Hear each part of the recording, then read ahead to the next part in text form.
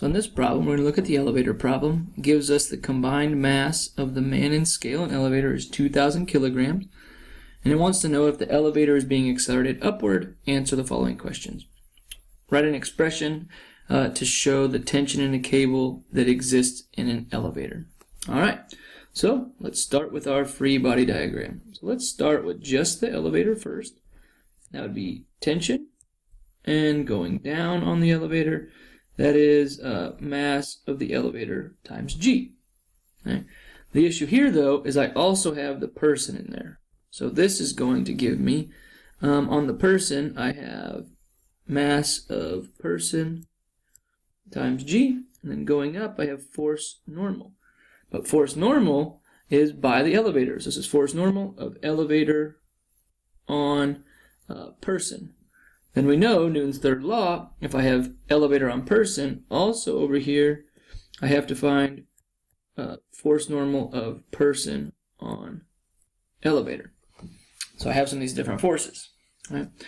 So my expression for this one would be tension minus MEG minus force normal on the elevator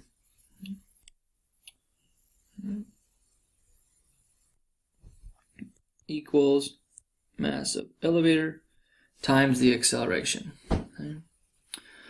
So if this one, if I want to go farther with variables, you could stop there. But if I want to go farther with variables, I need to solve what that force normal is. So let's come back over here. And we want to see back to this diagram. Okay, because that force normal is going to be different because the object is accelerating upwards.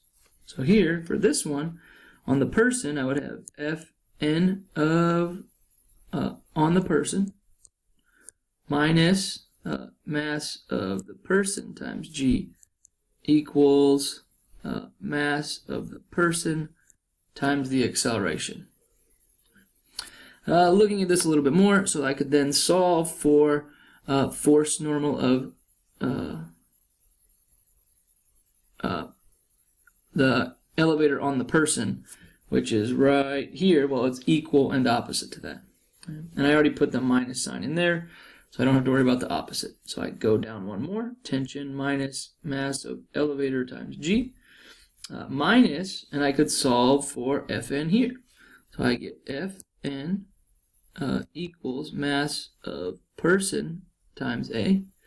Didn't label that very well, but we can do with it. Mass of person times g. So let's put all this here. So this is mass of person times A plus mass of person times g. Right? Again, that comes back and equals this. Right? So now let's see what we get. We got to solve for tension. Right? And over here, this equation should make sense to you because it's accelerating up. So this shows us force normal is bigger than the force of gravity. And it has to be for it to accelerate up. Alright, let's keep going with this. Let's move everything over to the mass of the elevator. Right? So if I had to look at this, I'm going to just simplify. Whoops, that's not what I want. I need to simplify this equation. Let's write it one more time here.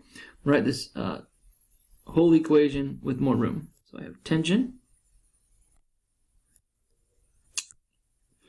So I have tension minus mass of the elevator times g minus, and then we factored this around, that this was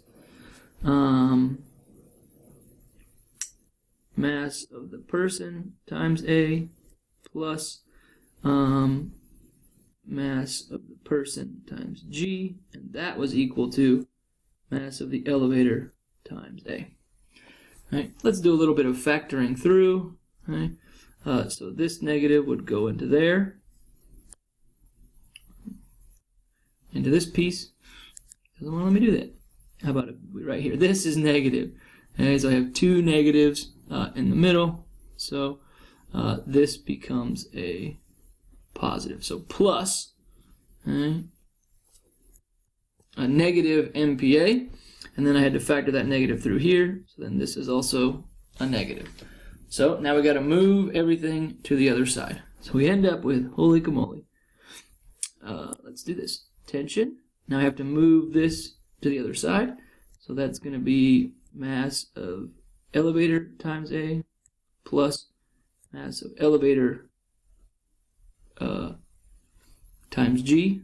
Right? These are both minus, so I have to add them to the other side. So this is plus mass of person times A plus mass of person times G.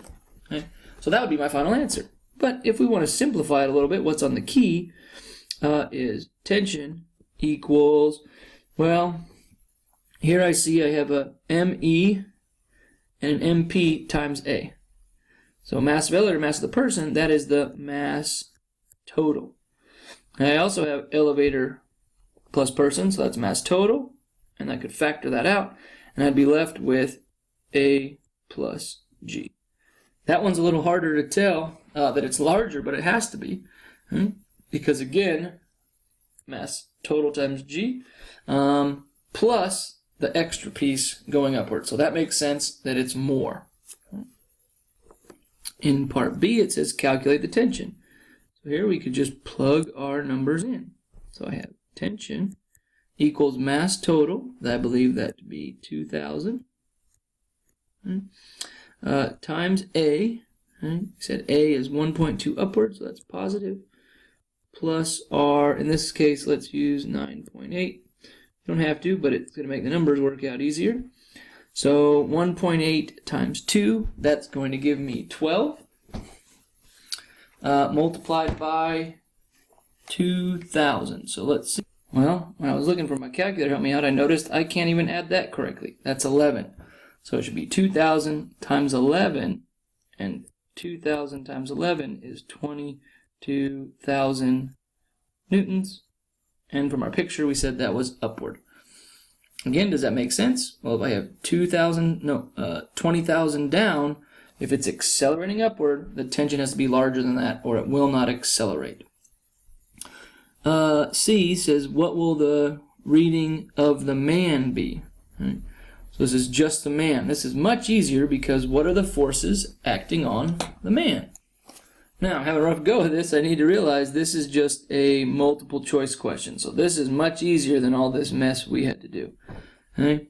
So what will the scale read? Which one of those? Well, the scale on him, I just have Fn and I have mg. Mg is his true weight. Well, I know if it's accelerating up, it cannot equal his true weight. If it's accelerating up, a weight will be larger. The normal force has to be larger, so I like this one, 2, or double I, that it has to be larger because we know that the normal force is going up. It's accelerating up, so we must have that. We're going to skip question 3. I don't really like to answer for that one, so I'm not sure, so I'm going to not go with that one. Right? Let's look at number 4. So let's look at 4, a little bit simpler on this one. Right? So 4 says a block is accelerated across a rough surface by a force of F that exerted an angle theta with a horizontal as shown in the picture. Draw the force body diagram. Well, I already can see friction right here. I can already see the force applied. Do not put components in. Then I also have, let's see, force normal. And then I also have mg going down. That's the only forces that we have. B says derive an expression to calculate the acceleration of the block in terms of mf, f, and theta. Right? So in this one, now if it's your own free body diagram, you could make this a little bit bigger. Right? But if it asks for free body diagram, we don't want components. But I know there's components, and I have in the x direction, I have f, that's going to be cosine theta. Okay? Also, it says that acceleration, well, that acceleration is only in the x, so let's just focus on the x. And then this direction, we have the force of friction. Okay? I believe that's it in the x direction. So now we want to solve for the acceleration. So here I know my f net is going to be f cosine theta minus force of friction equals mass times acceleration. Look at my variables here, and I can see that, do I have these variables here, or do I need to keep going? I can have mass, this has mass. I can have big F, right? I have that in my diagram. I have little f for force of friction, and I have theta in there. So all my variables are fine. Now I just got to do a little bit of algebra. So we got to solve for A. So I just got to, looks to me like all I have to do is divide by m. If I divide by m, that cancels, and divide this by m. And I like that answer. You're done there. In C, it wants the force normal on the block. So I got to redraw my free body diagram to help me, and let's only look in the y direction now. So here I have force normal going up. Also upward, I have F sine theta, and I have then mg going down. So let's draw our force net equation. So this is going to be Fn plus F sine theta minus mg equals ma, but the acceleration is 0. So now I get force normal equals force of gravity minus F sine theta. This should make sense. It'll be less than gravity because it has F sine theta helping out. Right? So I like that for that answer. I think the last one here, D. How does the force normal calculated in part C compare to the normal force that exists if the force was horizontal? Well, if the force was horizontal, right, I could then get rid of this force. It would no longer be there. Now, then here, the force normal would just equal mg. So the force normal had to increase. Because up above, in the previous problem, force normal was gravity minus something.